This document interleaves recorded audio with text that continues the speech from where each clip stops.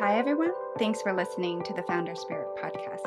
I'm your host, Jennifer Wu. In this podcast series, I interview exceptional individuals from all over the world with a founder spirit, ranging from social entrepreneurs, tech founders, to philanthropists, elite athletes, and more. Together, we'll uncover not only how they managed to succeed in facing multiple challenges, but also who they are as people and their human story. The truth is that we don't have one but two minds, the conscious and the subconscious mind.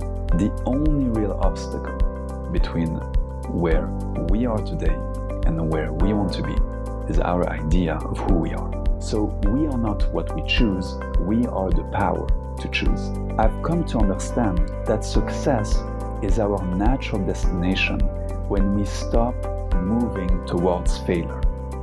If you can save one life, you will save the entire universe. I saved the only one I could save. It's mine. Joining us today is the enigmatic Byron Leon, an expert on the subconscious mind and hypnotism. He's known for his many media appearances, successful shows and conferences that blend hypnosis with self-improvement. Sought after by major corporations and even nation states, his groundbreaking techniques are transforming lives. I first became intrigued by Byron's work after hearing about it from a friend who was suffering from severe burnout. Despite multiple surgeries and the antidepressant medication that she was taking, nothing seemed to really help. To make a long story short, she attended his weekend workshop and almost immediately after underwent a very profound personal transformation. And lo and behold, she now lives with joy and gratitude despite having to face the same challenges in her daily life. Just how did Byron, once a child struggling with developmental dyspraxia, become a leading expert of the subconscious and empower others to overcome their limiting beliefs? Well, let's talk to him and find out. Hello, Byron. Welcome to the Founder Spirit podcast. I believe nothing happens by chance, and certain synchronicities has brought us here today to impact the power of subconscious. And welcome, and thank you for taking the time. Thank you very much, Jennifer, for having me. It's a pleasure. Thank you. Byron, growing up in Switzerland, you had a motor skill disability called dyspraxia. Well, it did not affect one's intelligence.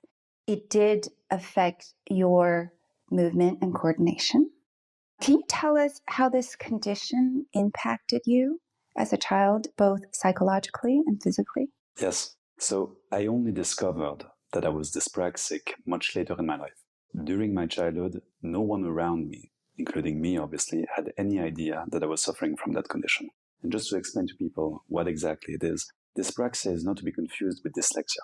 Mm-hmm. So it is a coordination and motricity disorder which can lead to learning difficulties for a child and thus require more time, more effort and concentration.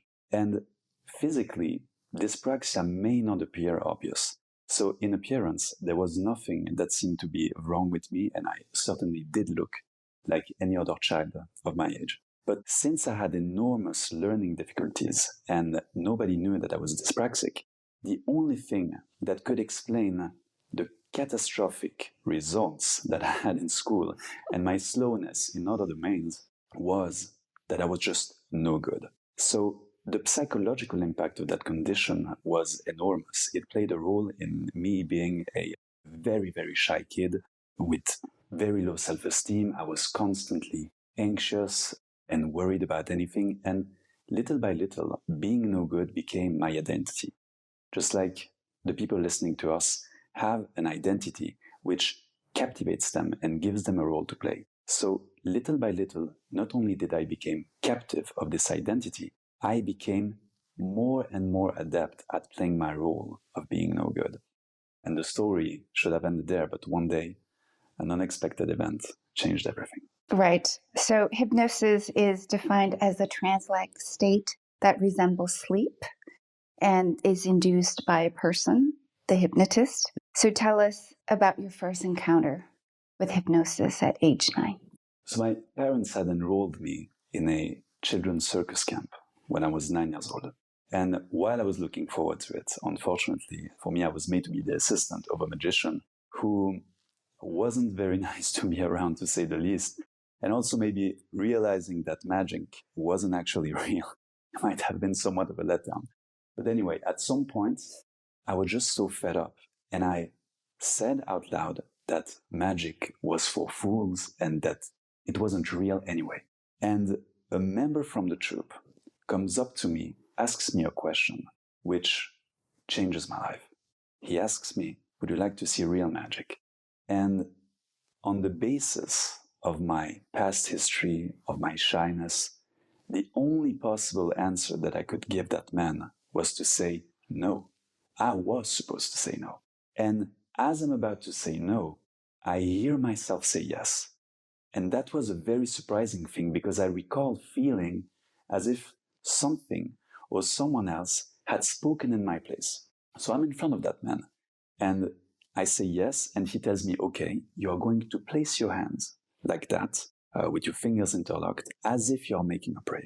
And I will count from 3 down to 1, and on the count of 1, you will find that you will not be able to open your hands no matter how hard you try.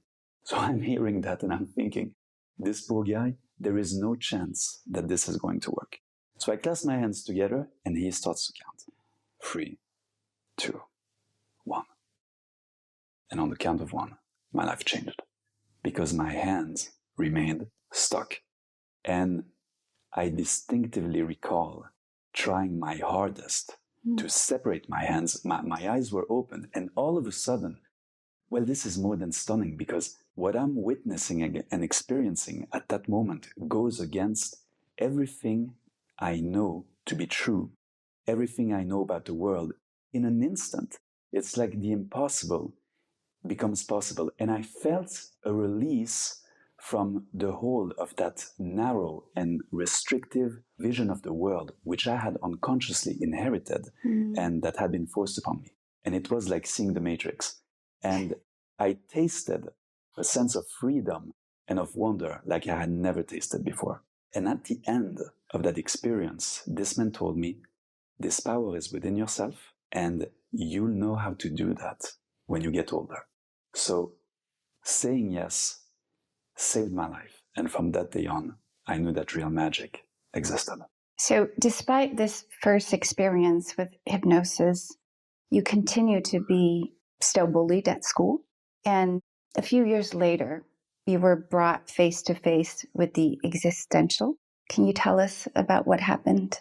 I think it's good to clear up that during this experience at the circus, the word hypnosis was not mentioned. So I just had the feeling that something extraordinary had happened, but I didn't know what had taken place. So I carried with me that sense of possibility, that something else was going on beyond the visible reality that I was experiencing in my day-to-day life. Right. And yet, I remained. I got back into the matrix, so to say. And you're right, when I was 12 years old, well, I was living at the time in a state of extreme distress because I was suffering from severe school bullying, which went on a daily basis. And with time, the pain and I'd say especially the shame became so increasingly intolerable that on the way to school, there is like a little tunnel through which we pass, over which there is a railway line. And instead of going through, like every day, I go to the side and I climb up the fence and I place myself on the tracks, standing. I put my school bag next to me and I just wait. I wait there for that release. At that point, I didn't care about anything anymore. I just wanted this terrible feeling to stop at any cost. And as I'm waiting for the train, I recall having many different thoughts. And at some point, I don't know why, but I recall this experience that happened to me at the circus when I was 9 years old. And I'm thinking about what this man told me, that I have this power within myself and that I will be able to do that when I get older. And as I'm thinking about that, I'm telling myself, well, that's funny because he was wrong. And as soon as I tell myself that he was wrong, something comes over me and it's as if I'm waking up for a dream and I realize the madness of what it is that I'm about to do or is about to happen. And I take my school bag, I go away from the railway line and I run as fast as I can towards school. And while I'm running, I hear the train behind me.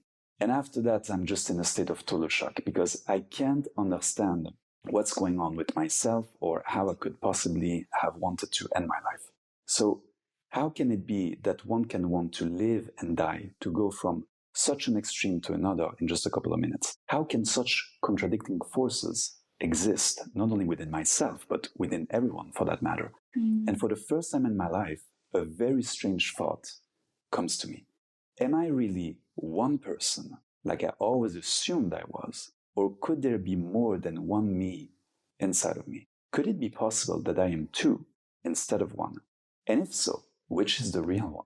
So in that moment of total confusion and anguish, I made a promise to myself that I was going to resolve this existential question, no matter what it took. And should I be successful in finding the answer, I would share my findings with other people. So it's interesting having different versions of yourself or having multiple versions of you. I find the story of your first awakening very captivating because it's very similar to that of Eckhart Tolle. He's a very well-known contemporary spiritual teacher. He was at a point where he was trying to kill himself, and he realizes in that moment of trying to kill himself that there are multiple versions of ourselves inside. So there's the higher self versus the lower self. So the higher self would be I and the soul and the authentic self versus the lower self, which is the me, the ego, and the shadow. Other people might say you have a multiple personality disorder, but we've all probably experienced it in certain moments of our life. It's just whether or not this has manifested itself in a more pronounced way. And I was wondering if you have some thoughts about how we come to this ever-present human condition, this endless struggle between love and fear, abundance versus lack, oneness versus separation. Absolutely. You know, spiritual teachers might say it in a different way, but I'm sure that if we were to sit in the same room, we will absolutely come to agree. So what I will explain to you now will relate inevitably to what you were just saying, although I will use different words because this is the model that I present. So the truth is that we don't have one but two minds. And we have two separate entities which control us, the conscious and the subconscious mind. But since we collectively regroup those two entities together by calling them my mind in the singular form, this perceptual error leads us on the wrong path to work on ourselves. Because the self that we consciously end up working on has in fact little to no power over our lives. So today, neuroscience reveals to us that we are only conscious of 5% of our cognitive activity, and in actual fact, almost all of our decisions, actions, emotions, and even behaviors depend on the remaining 95% of our cerebral activity, which takes place outside of our conscious awareness. So this invisible cerebral activity, which you can compare to the hidden parts of an iceberg, is what we call the subconscious mind. So the conscious and the subconscious are not the same. They each have a different role and a different function. They both hear and learn in a different way, and especially they understand each a different language. So the conscious mind is like the dreamer inside of us. It's the part of us that's creative and rational. It's the part of us that has desires and wishes. Whereas the subconscious mind is the doer inside of us, controlling our actions and behaviors. So just don't forget that while it is your conscious mind that sets your goals, it is your subconscious mind that achieves them. So earlier you said you had a thought in your mind that you were a loser or that you're no good at something. Is this your subconscious mind or is this your conscious mind? This is playing in a way of conditioning. So, for example, what did I take from leaving the train tracks? Immediately, I told myself that I couldn't trust myself. And all of a sudden, this phrase inside my head, I can trust myself, took on a whole new meaning. And this will answer your question, I think. Because if there was a self that I couldn't trust, then maybe the I and the self were not the same person. And this realization opened up a whole new world of possibilities in ways of interacting with myself. The fact of the matter is that we all have roles that we play, and yet none of the roles that we play are true. None of them are real. So we are not what we choose, we are the power to choose. And I was conditioned to think that this wasn't a role, but this was me. And as soon as I realized that there was a difference between the I and the self, all of a sudden I could take the necessary steps back and the distance to see what I thought I was, but I actually wasn't. And finally, this became visible and I could work on it. So it's interesting because I often experience this in myself. I just remember when I had this idea to launch the podcast, I initially was very excited about it. And then after the excitement had subsided, there was a voice in my head that was telling me, you don't know how to do this. You're a finance person. You're not a communicator. You're not a media person. You have no idea how to do this. You've never done it before. Why did you come up with this crazy idea? In that scenario, eventually I got some help. I went back to see my life coach and I just worked step by step towards, I guess, maybe the higher self. But this is something that I think most people experience very often, even on a daily basis. So what are some of the tools that we can help ourselves to overcome this? Hypnosis will be, according to me, perhaps the best one. And the reason why is that as we grow up, from the time of our birth until we are about 6 to 7 years old, we live in a constant state of hypnosis in which we will absorb people's subconscious patterns which surround us. And we do this in order to survive and to make sense of the world. And we will take on patterns which will program our idea of who we think we have to be to survive. And after that age, the brain waves stabilize. You get out of this hypnotic state, if you will, and you will live on the rest of your life as in a post-hypnotic suggestion, meaning that you will use your life to corroborate whatever is instilled in your subconscious mind. And you will find ways to devote the rest of your life to manifesting what you already know to be true about your life. In other words, instead of living the present or the future, you will eternally live your past. And this is why people's behaviors are very easy to predict. So the point I want to make with that is, since it is in the state of hypnosis that we acquired all the subconscious patterns, we can use hypnosis to go back and to change those settings. Great. Now I want to take us back a little bit, because after you had your existential crisis on top of the train tracks, you met a magnetizer who's also an energist, and you started your apprenticeship with him. And for those of us who are unfamiliar, can you tell us what magnetism is? Sure. Well, magnetism is essentially a life force which enables us to access other states of consciousness. So it is a non-verbal way to reach our innermost through polarities and energies. Magnetism is also a precursor to what we nowadays call modern hypnosis, which relies mostly on verbal communication to achieve the same aim. Since communication is more non-verbal than verbal, magnetism actually happens to be much more direct and powerful than modern hypnosis. And this life force that you're talking about, it's obviously invisible, but do you see it around everything? It is not invisible. Maybe not to you. Let me tell you the difference. It's a life force, and it breathes life into everyone and everything.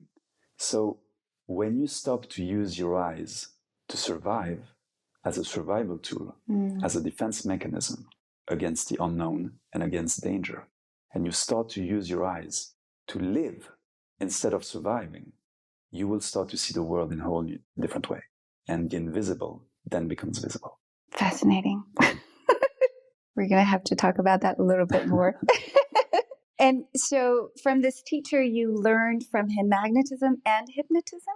Because you said hypnotism is a verbal communication. Okay, so just to clarify, a modern hypnosis, as we understand it today, relies essentially on a verbal approach and on the power of verbal suggestion, which is also the approach that is adopted by hypnotherapists, and it's more of a psychological approach that directly addresses the mind. Whereas magnetism is an energetical approach that addresses the entire being.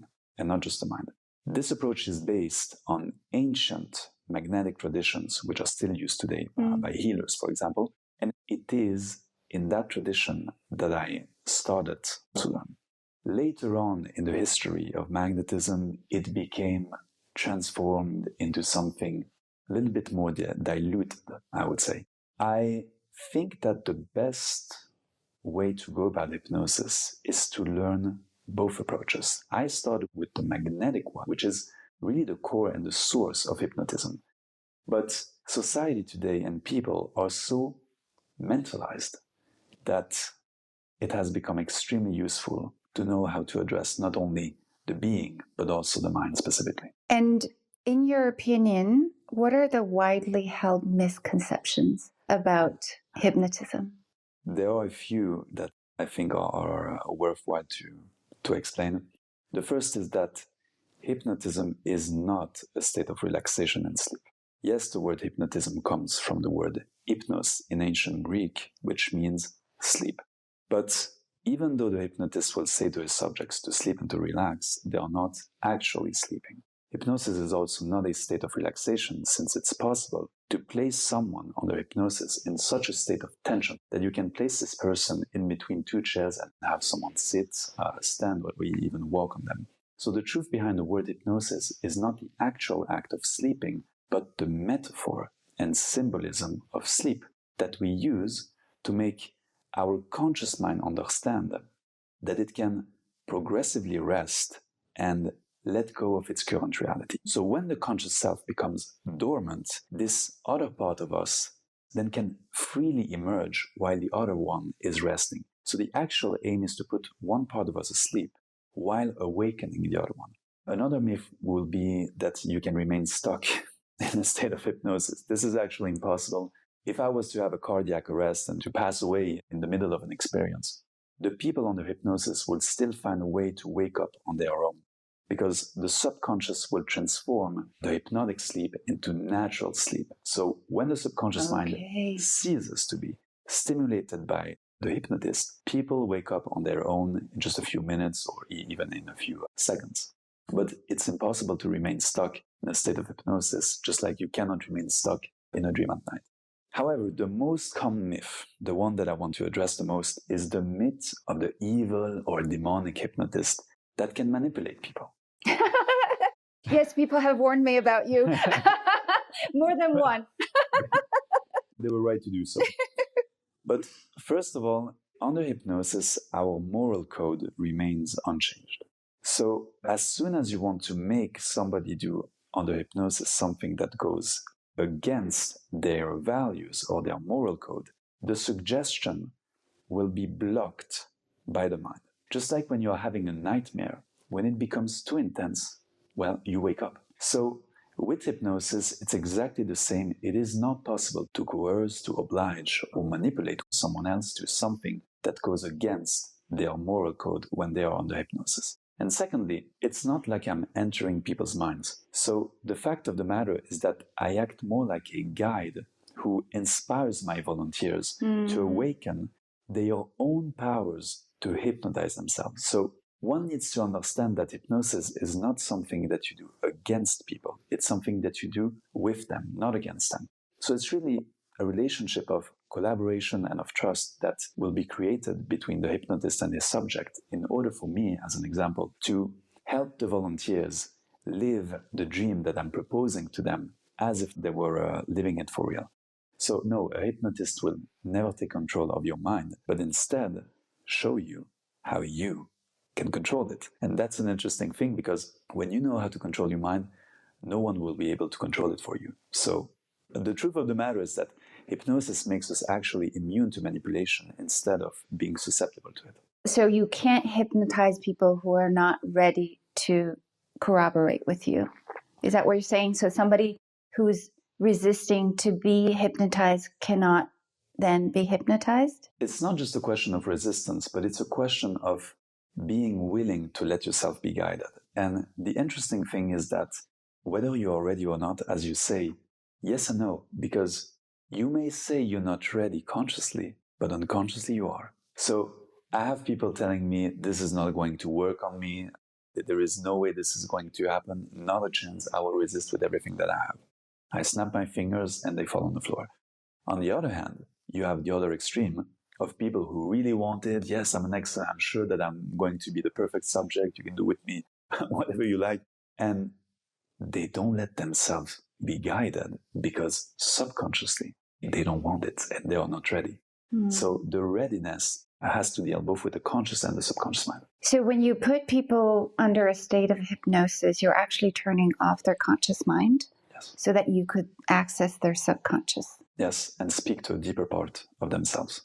Okay. It's interesting because I heard from a friend of a friend who had previously been hypnotized, and she saw green people. Let's call it fairies. She was under a hypnotic state and she saw green people. It's very similar to how you performed on stage where you told this woman that she was walking a puppy. So they actually see the puppy. Just like a child who's playing with a broom and pretends that it's a horse. And for the time being, it is a horse. If you were to stop the child in the middle of his or her game to tell him or her, this is not a horse, this is a broom, the child will look at you in such a way which would make you understand that you're being the weird person. Because at that very moment, it is not just imagining, it is living in its imagination.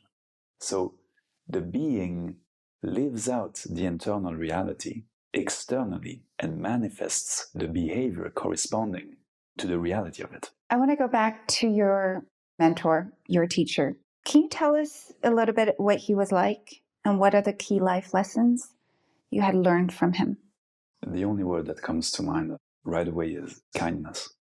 You know, just to back up a little bit, when I had my experience on the train tracks, I was in such distress that my parents didn't know what to do with me anymore. And we had tried various things like kinesiology or going to a psychologist and etc., which did not help. And for a friend, my mother had heard of this man who was a magnetist, some sort of a healer. I had no idea what magnetism was, and neither did she. But somebody told my mother, bring your son over there. Maybe it's going to help him. Maybe it's going to awaken something in him. And when I meet that person for the first time, when we looked in each other's eyes, it was like thunderbolt. I had no notion of past lives or incarnation at that time. This concept was totally unfamiliar to me. But when I saw that person and we looked at each other, for the first time, it was as if I knew that we had already met before. And it was a knowing. It was not an idea, a concept, a maybe.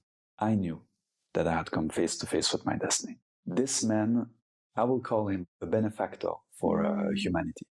He taught me how to love and to be. And it was so pure and simple. I can't really describe it in words, but this man taught me everything that he wanted to teach me just for his presence alone and for his being. And watching him work and be with people was just an enlightening experience. And the heart and the kindness is something that will never leave me. When people tell me after my show, one of the feedbacks that I hear the most is that people compliment me on my kindness. And I don't know how this translates in English, but the word in French is bienveillance. When you're kind-hearted to people, to the volunteers, to the subject, in a way that nurtures them so that they find the courage to confront who they are, to question their potential and the limitations that we all unconsciously take for granted. This is a beautiful thing. So this man helped me make this power emerge within myself so that I could be at the cause of my experience in life rather than at the effect. And I got better and better both physically and mentally. And to summarize that, I am what he taught me. And I know that my volunteers on stage and the people who work with me will feel what I felt when I met that person. By the way, that word means benevolence. Thank you, Jennifer. I learned a new word in English today. It's the same word in French, actually. It's just differently. Oh, I'm very curious. I would have loved to meet him. But he sounds almost like one of these gurus, right? Because I hear stories of people going to India and they meet their gurus, and it's as if they met previously and this person just radiated love and kindness. Do you know what's funny? Have you read the book Siddhartha? Siddhartha? Siddhartha, yes. About Buddha, about the life of Buddha. By Hermann Hesse. No, I haven't read that one. You haven't read that one? Okay. But I know the story about Siddhartha. So, but this is, I believe it's slightly fictionalized, or it takes various different turns from apparently the historical one. But anyway, he meets the Buddha at one point in the story, the young prince, and he chooses not to follow him. And years later, after his life takes so many twists and turns, he basically meets an old man that helps people cross a river on a little boat, a modest man. And he decides to drop his life and to just live as simply as possible with that man. And later on, it is through this man's inspiration and way of showing him just his being with all the power of his simplicity and presence that Siddhartha actually finds enlightenment. And he ends up realizing that the real Buddha was in fact disguised as this simple man which nobody will turn around to look at twice. And that's exactly what I feel when I think back of my first mentor. This was a person that you will never notice. You will never turn around to look at him twice. And yet, when he looked at you and said hello to you, that warmth will remain with you for months to come. I had that experience once with Sadhguru. He just looked at me. We didn't even talk. He looked at me. And I often think about the kindness in his eyes that he conveyed without saying anything. So thank you. And I understand that in the miraculous transformation that ensued, you flourished academically and you graduated with top grades in your canton. And you also had a very successful career in finance. And you had mentioned that very quickly previously, but why did you decide to leave private banking? That's an interesting question. Many people ask me that. And so let me go a little bit in depth. I had always thought that it was I who had chosen my career in private banking. But in reality, it was never my choice. The choice was made by my need to clarify to myself and probably the entire world that I was not the loser that I thought that I was growing up. And why would I have needed to clarify that if I didn't fear deep down that there might be some truth to it? So even though I had tremendous success in the outside world, my success was bound to an internal primal fear. The fear of actually being the loser that I thought that I was when I was a child, or at least having part of that losing streak inside of me. So I counterbalanced my fear of being a loser by being a tremendous winner. And I was winning. But no matter what I accomplished, it never completed me because it was always tied to the shadow of a doubt that lurked behind closed doors. And one day, I had a spontaneous experience of tremendous awakening, which made me realize that both the loser and the winner were just roles, that neither was real. And the only thing that was real was in fact my power to choose and breathe life into what I wanted to be. So my reason for working at the private bank disintegrated at once, and I didn't have to be there anymore. And when being there became a choice, I was actually free for the first time to leave or to stay on my terms. But I was so content after that experience that frankly, none of that mattered either way. But I remembered that I had a promise to fulfill. And because of that, I left right away. And your promise was that had you learned the secret of hypnosis or had you learned how to heal yourself, you would bring it to the world. Exactly. At that very instant where I had this awakening experience, and I take you back to right after this experience on the railway line, all the existential questions that I had asked myself had found their answer. At that very moment, my life was complete, and my being was forever addressed. This had answered everything for me. Very profound. You know, Byron, I know that you like to speak in parables. I was wondering if you can tell us the parable about the hen. This is a good one because if you want to understand how hypnosis and the subconscious mind works, you listen to that story.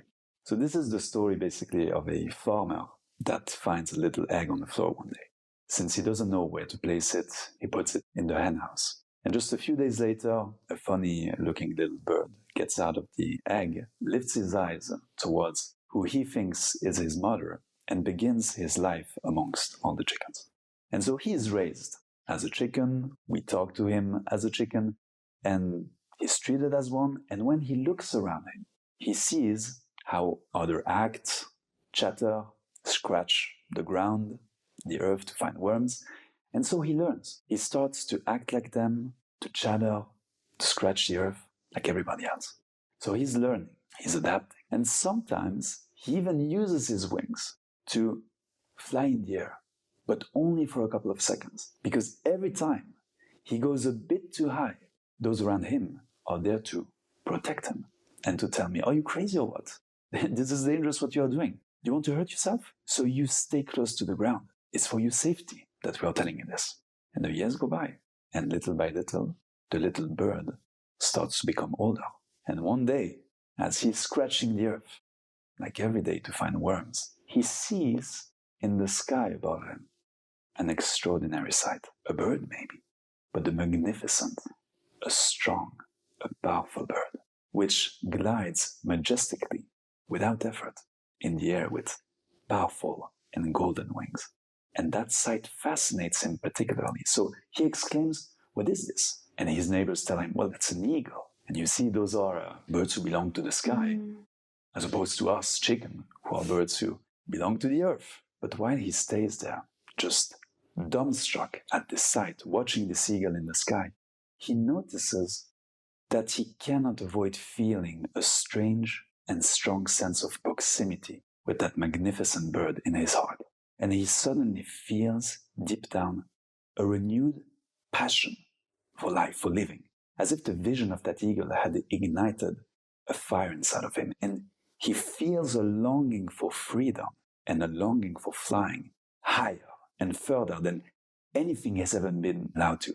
Because eating worms and flying for just a couple of seconds had never truly completed or satisfied him deep down. But looking at that eagle, it's as if he can sense within the possibility of a new life, a new beginning. And then his friends mockingly snap him out of his little daydream and advise him to keep on scratching the earth, to eat worms, which is what he did. Day after day, year after year, until his death. But what you don't know, and what our little bird wasn't aware of, is that he was in fact himself an eagle. That the little egg that had been found many years prior by the farmer had in fact been an eagle egg that was accidentally placed in a hen house. And so, when he lifted his eyes to the sky to see the seagull, this powerful and free bird, it was in fact his own reflection that he was looking at. But he didn't know that. And so, our little eagle lived and died like a chicken, because that's all that he thought he was. And Jennifer, it is my personal observation after more than 2 decades of involvement in the field of personal development that people are generally too busy being mediocre to be great, too busy being chicken to realize that they are eagles. And it is not our fault, because everything is made to maintain us ignorant of what we truly are. Everything is made to keep us dependent and progressively weaken us and put us to sleep. And so you see, the real function of a hypnotist is in fact not to put you asleep, but to awaken you. My aim is not to hypnotize, but to de-hypnotize you, because quality hypnosis work does not consist in helping you becoming an eagle, but rather in liberating you from everything that prevents you from seeing that you already are an eagle. And when you said everything is preventing you to be the eagle, what is the everything? The everything is this unconscious fascination that we have for a false sense of me and reality that comes from our automatisms, our habits, and all this conditioning that tells us who we are supposed to be instead of the person that truly lies behind all of that. So in one of your seminars, you quote, "The hardest prison to escape is the one in our own minds." And I want to explore this concept of illusion, or what they call Maya in Hinduism. And it basically refers to the way that a person's existence and self-centeredness stop them from seeing the truth. So I was wondering what your truth is. Okay, so this is a multiple part question. What I will say first is that before we get to the illusion part, the only real obstacle between where we are today and where we want to be is our idea of who we are. When we manage to escape who we think we are, have to be, or should be, and use hypnosis to go beyond all of that, then we can suddenly start to decondition ourselves from this false sense of me and rise beyond that person's limits. So let me just clarify the aim of hypnosis. It is basically to create a state of dissociation where we can get out of ourselves and get to the bigger picture, which is like a 360 vision of everything that can be.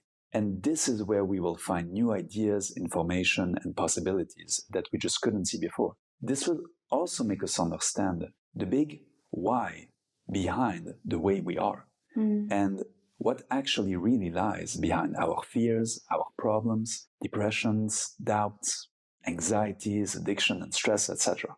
Everything is going to clear up, and this clarity will give us the peace of mind that is required to perform to the best of our capabilities. Because once you understand how you gave your power away, you will know how to take it back, and you will then make your entry into the worlds of eagles. Now, in regards to the second part of the question about the concept of illusion, what I will tell you is that, as I said before, in our day-to-day lives, we are all subjugated by a false reality that is composed of automatisms, habits, and our idea of who we are, of what we can and cannot do.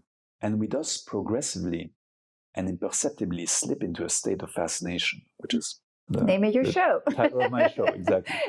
In which the ideas and the beliefs that we have end up having us.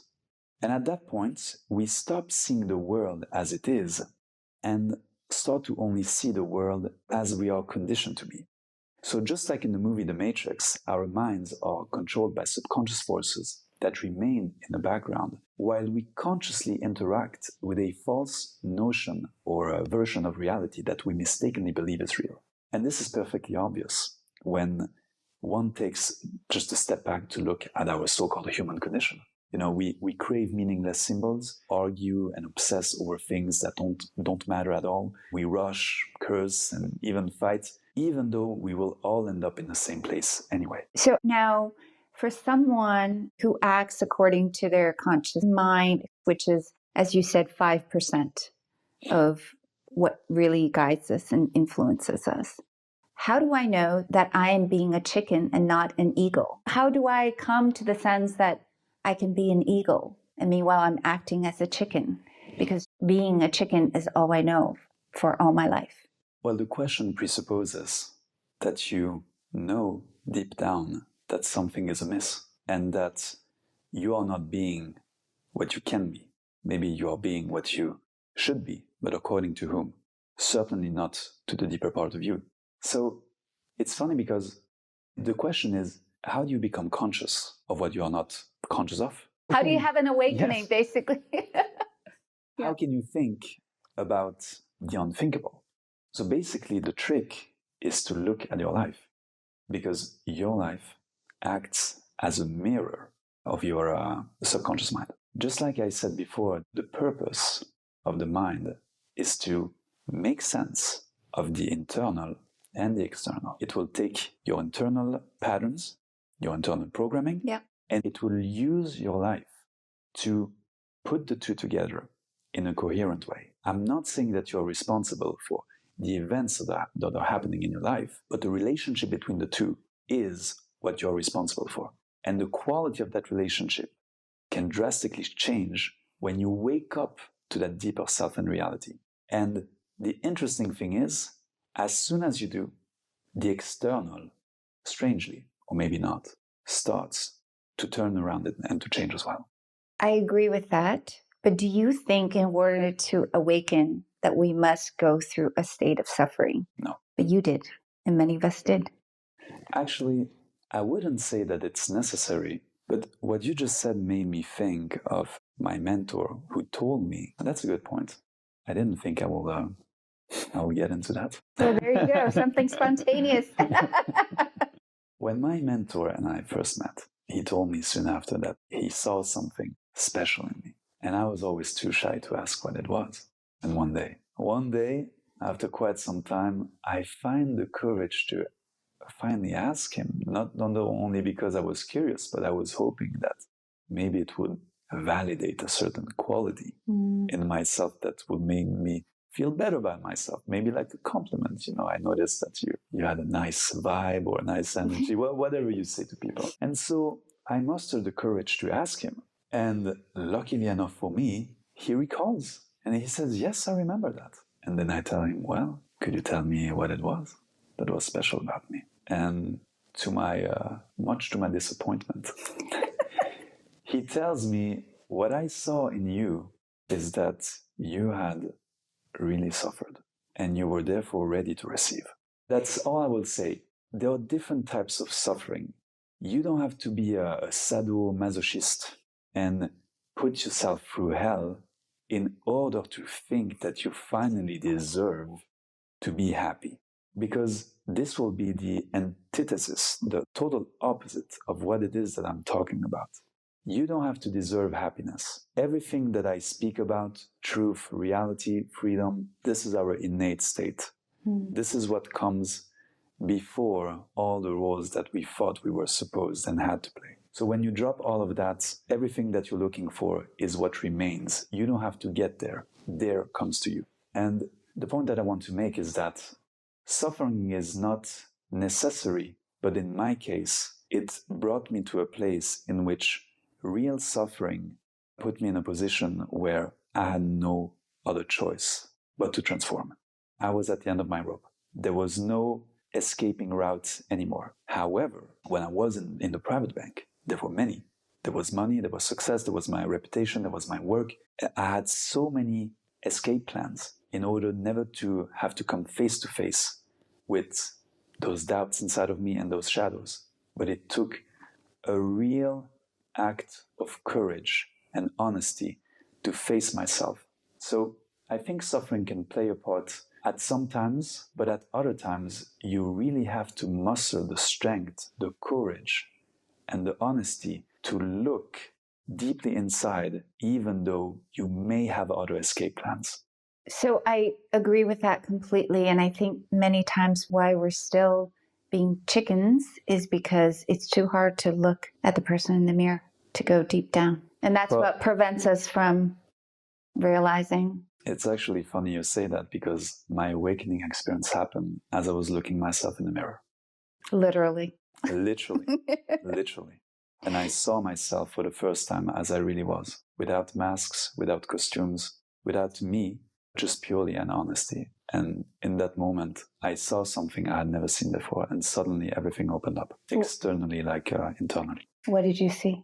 Well, I saw that the person in the mirror was actually not there to show me who I was, but to shield myself from who I was. And that I recognized that I was not Byron, but I was the person wearing him. And for the first time, I saw what was wearing me, as opposed to just relating to my costume like I always had. And when I recognized what I was, it was like passing to the other side of the mirror, and I became what I was. And at that instant, it was instantaneous. I knew that I had come to the end of my personal development journey, and all my questions had been immediately answered.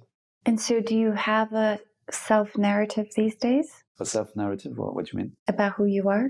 Like what? About who you truly are. So you're no longer the successful banker. You're no longer the 12-year-old kid that was sitting on top of the train track waiting for the trains to come. Oh, okay. I finally translated the question in my mind, so now I understand what you mean. Instead of having to read what something or someone else wrote for me, like a script that I would follow that was already printed out. Now I'm the one writing the script. So that's the difference. I shifted from being the reader to the writer. I write my destiny. So what I am is never what I choose. I am the power to choose. Very powerful statement. I want to ask you, besides hypnosis, have you explored other ways to access the transcendental state of consciousness? No, well, apart from hypnotism, magnetism, and those natural ways. No, but I tell myself, what does it matter what means of transportation you use if the destination is the same? Because in all cases, the way is always honesty. And there is nothing better when that honesty comes directly from you without external help, without crutches or even substances. And while a global mental crisis is looming upon us, with 20% of university students in the US taking antidepressant medication on a regular basis, many remain skeptical of alternative forms of therapy. Can you tell us the potential benefits and risks of hypnosis? Sure.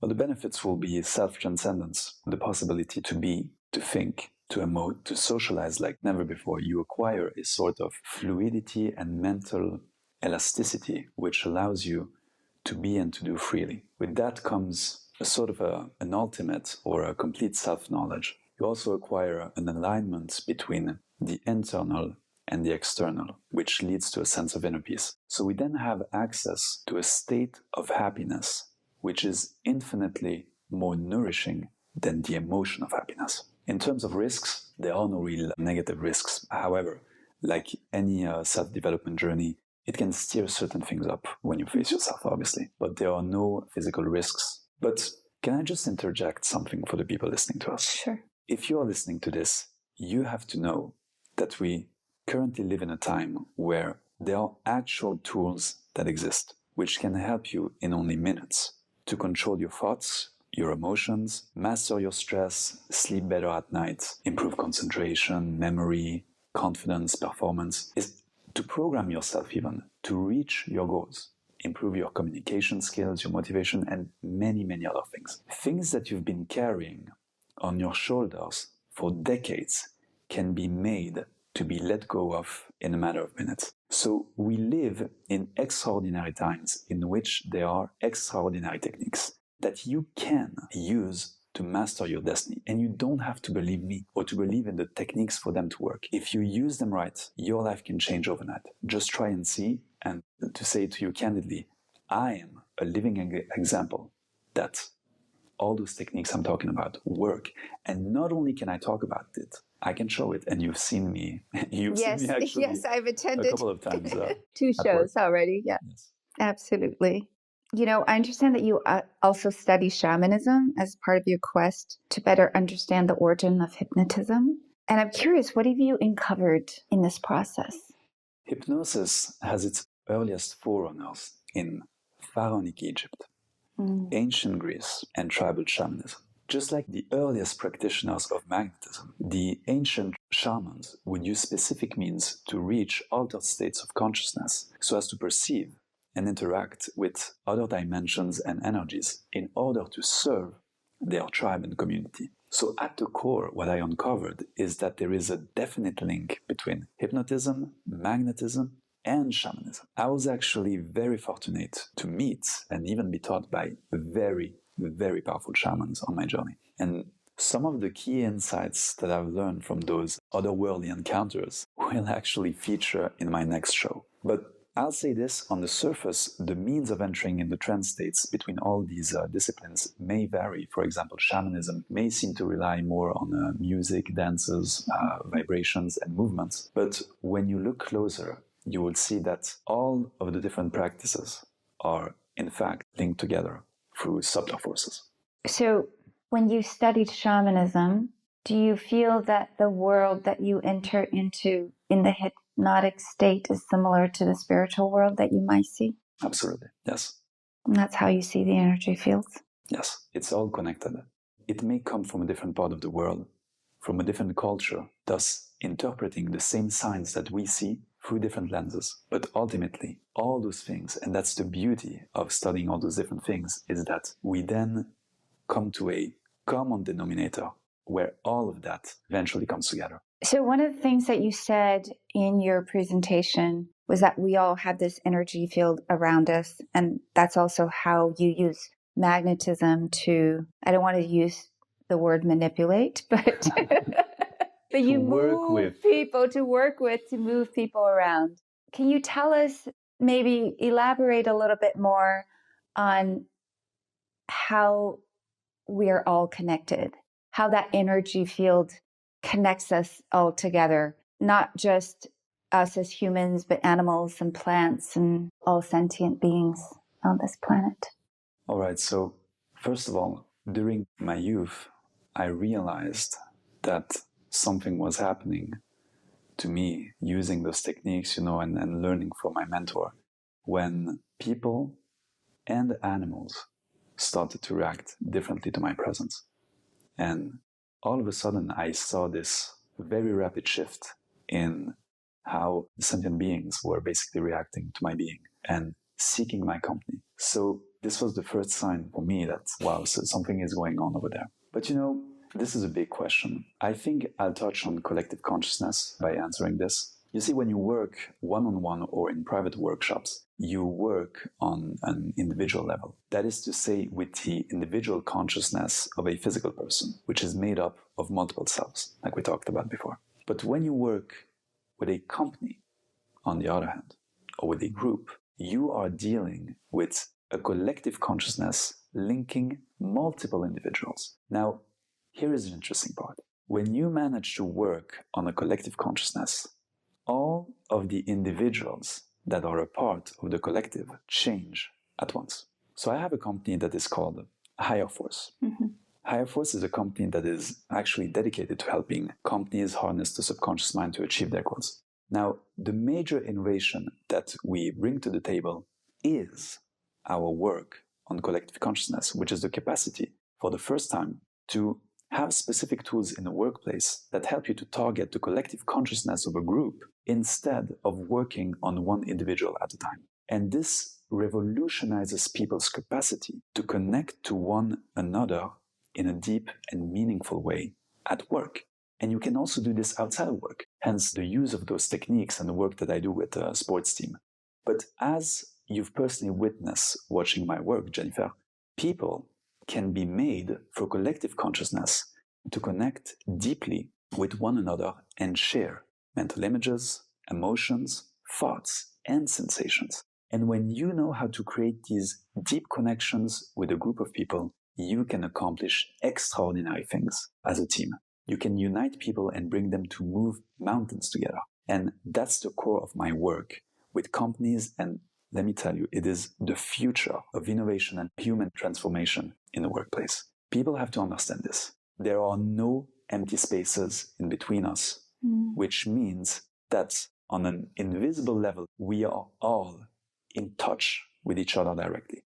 And you can influence people by your own internal feelings. So now we're jumping ahead a bit and we're talking about your work on the collective consciousness. But how is it possible that you can work on collective consciousness without transformation at the individual consciousness level? Because there is inevitably a link that starts to form in a group of people when they are together on a subconscious level. And this is the collectively shared reality that they have. And that's why group dynamics are so important, because people may not think the same thing and behave in the same way when they are alone as opposed to when they are in a group. How many times does it happen to you that you tell yourself, if only I could have the same attitude in all situations? I seem to speak so freely with my friends and to be a certain way, and in certain situations, I'm different. That's because you enter a reality, which is you become a part of a collective consciousness as opposed to an individual one.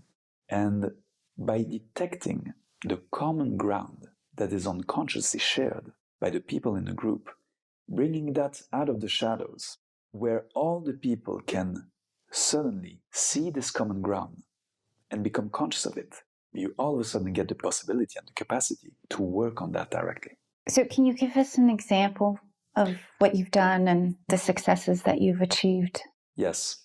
So first of all, one has to understand that there is no difference between, for example, high-level sports and high-level business, because business is a game of competition and success is a team sport. So I want people to be aware that every top performer, almost without exception, practices a form of self-hypnosis. That is to say that they program themselves to be successful day after day, week after week, and even year after year by visualizing, affirming, and thinking certain things in repetitive ways or using rituals until their success becomes unconscious and normalized. So even though they may not call this hypnosis, when you distill the essence of their methods, you will come face to face with the astonishing realization that what they do is, in fact, a form of self-hypnosis. So without knowing it, they use the mechanism of hypnosis intuitively, which creates a sort of unconscious competence. Now,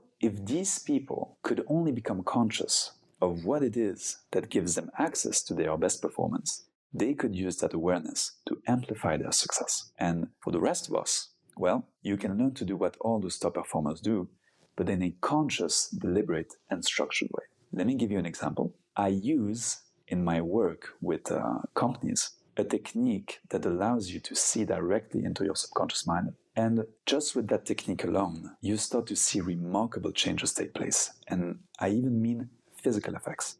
So people seem to develop capacities after using that technique that they didn't have before doing the exercise. And what I mean by that is that were these people to run after doing this exercise, they will run significantly faster than before doing the exercise. And why is that? Well, in the example of running, here's the interesting thing.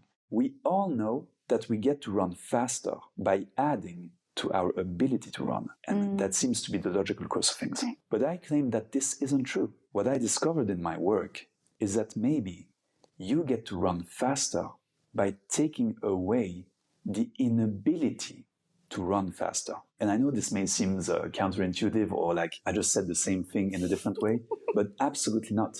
It's more subtle than that. I've come to understand that success is our natural destination when we stop moving towards failure. And in truth, the real secret of mastery and success in any domain has less to do with the act of adding something to our abilities and more to do with taking away our inabilities. Success is what remains when we stop achieving failure.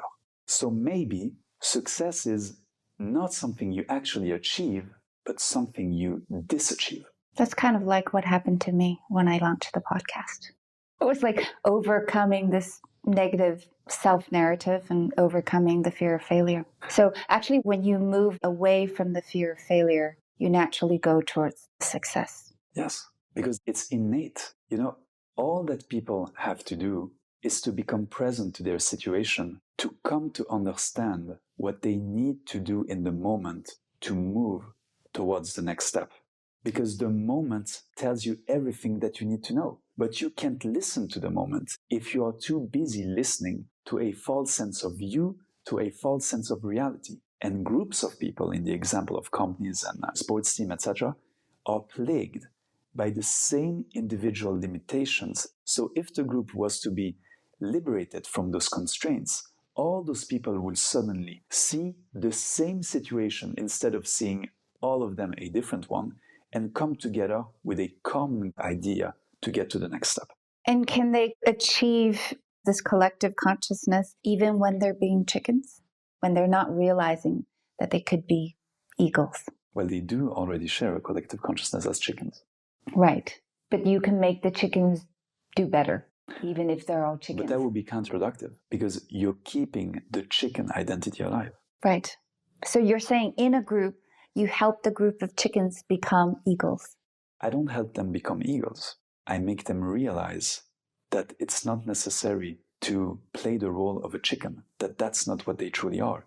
When people wake up to what they really are, all those disempowering roles become dropped and unnecessary, and they can use the energy that they used to feed those false incarnations into a real one and a profound one and a productive one. So yes, basically, but that's the problem with self-development. Self-development usually, and we will talk about this later, I suppose, but the problem with self-development is that usually they help you become a better chicken. And the idea is not to become a better chicken, but to transcend the role of a chicken. To transcend your self-identified chicken. Yeah, very good. Byron, I was wondering if you can tell us, you've obviously worked with peak performance athletes. I wonder if you found that their subconscious state is different than that of the ordinary people. The answer is no. No. So then, in your mind, what makes them much more resilient than what other people could accomplish? That's a good question. They see the sport as a game, whereas we don't see life as a game. And they approach, I don't mean to say in a game in the sense that they don't take it seriously. On the contrary, they take it very seriously. But they relate to it as a game, as in a challenge, as in the joy of finding solutions to problems and to see in real time, to be able to measure improvement. And we don't relate to our lives like that, unfortunately. We don't relate to it like a game. Most people relate to it like a burden, in fact. As a struggle, yeah. Yes, exactly. But if we were only to relate to it in the same way as athletes relate to a sport, we will soon discover that there is no reason why an ordinary person living ordinary life couldn't use the same tools that the best athletes use to remain champions year after year after year.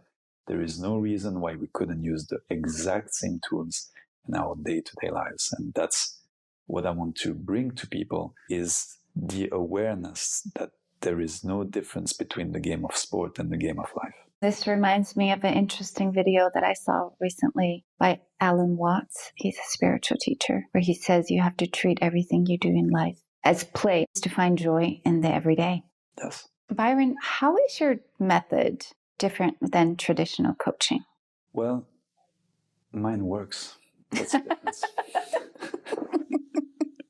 Now, the main issue with traditional self-development methods is that they only address our conscious mind, our surface-level self. And this explains why our diets, New Year's resolutions, or the method XYZ simply fail or produce at best only limited or temporary results. Because all this traditional coaching addresses only 5% of our cognitive activity. But what about the remaining 95%? What's the use of having the finest shovel if you're digging in the wrong place? And I'm not saying that their methods and techniques are bad. I'm only saying that they do not address the right person within. That what makes them ineffective is that they do not address the part of our mind that is actually conducting the machine and is in the driving seat of our lives. So conversely, my methods speak directly to that deeper part. They reach to the core of who we are. They communicate and address our true nature directly. And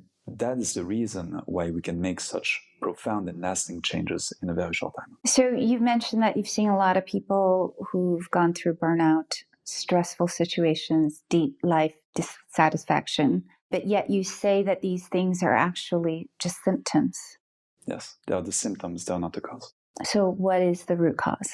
The root cause is that there is almost not a single instant where we do not come under the influence of our subconscious mind. So at least, like I said before, 95% of our lives is determined by, well, our internal patterns, our subconscious mind, etc. And this is not an individual problem, but a societal one. So we live actually thinking that everything is personal. Like, wow, this person was so cold with me, they don't like me, they're superficial, they have a problem. And we turn everything into a personal story. Like, why did that person tell me that? Why did my mother abandon me? Etc. But in reality, it is not personal. And this is an extraordinarily liberating fact, because everybody is so completely absorbed what's in their subconscious mind by childhood traumas, by generational patterns. So when people get mad at you, it is not actually you that they are mad at. You are not the cause of their anger. The cause is something that happened to them when they were 4 or 6 years old, but it has nothing to do with you. So they are not addressing themselves to you, but they are addressing maybe their mother or their father or their oppressor. So you have to understand that this is not personal at all, and people are just interacting with shadows of the past, and they only discuss and converse through you with patterns and scripts and traumas from the past. And this is a very liberating fact, because this will allow you to stop taking on things that do not belong to you.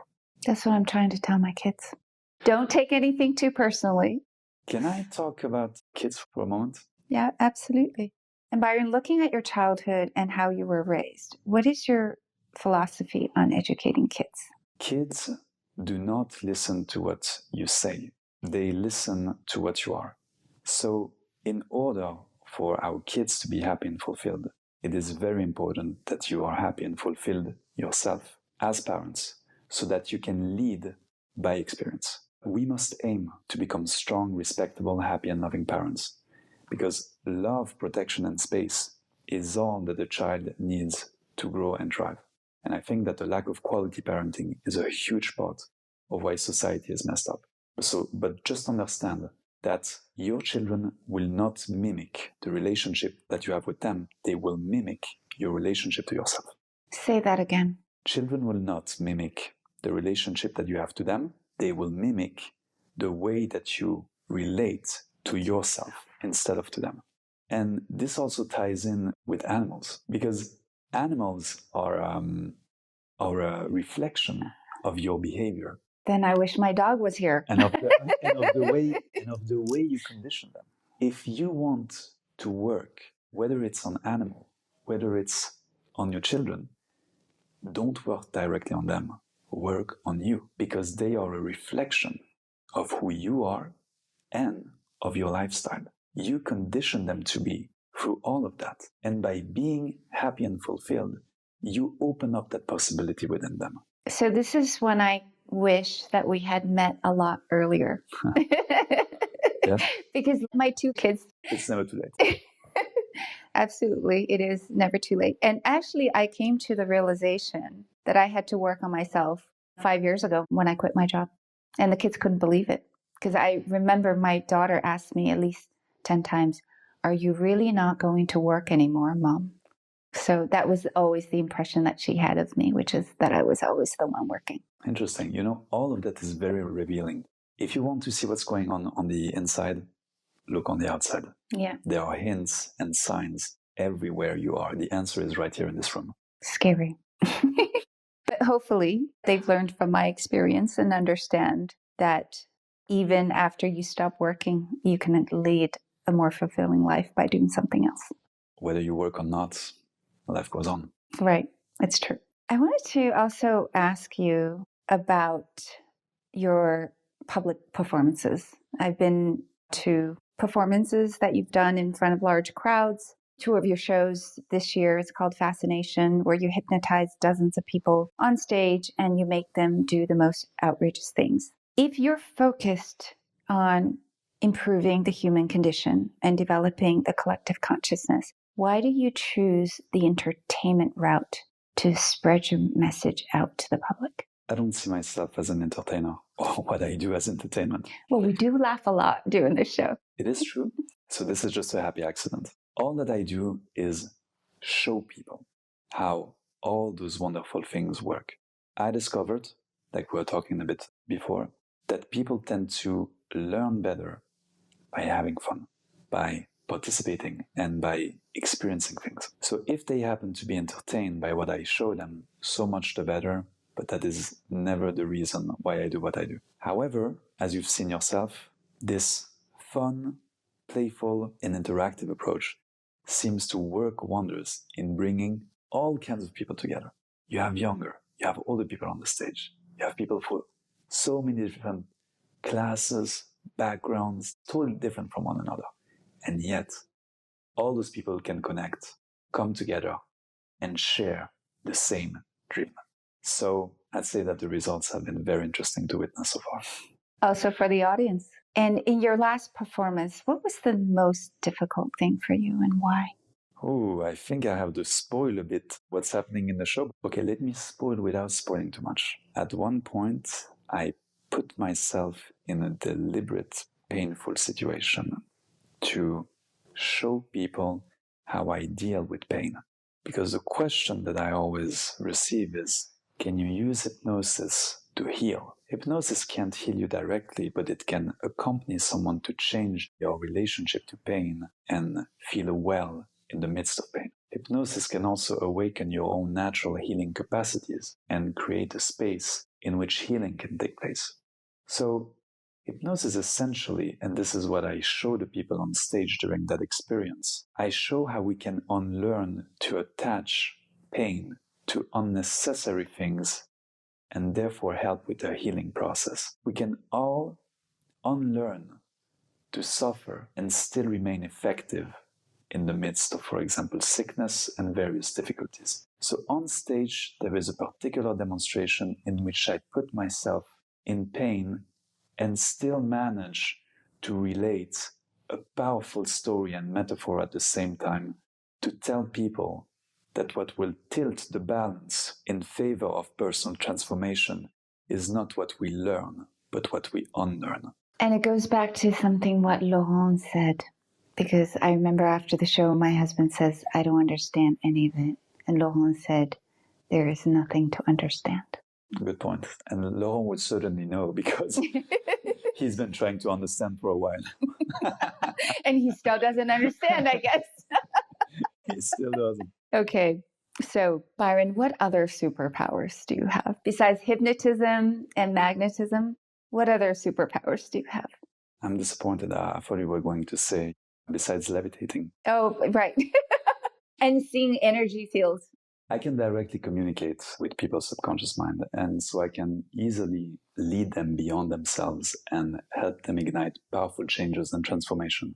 And that connection also allows me to see what people really are on the inside as opposed to what they pretend to be. And I can especially see what they can be. But it's important for people to know that I am really just an ordinary guy, that I am an ordinary person who doesn't have any superpowers, but only super techniques that anyone can have access to. And this is really the point of my journey and why I want to share this.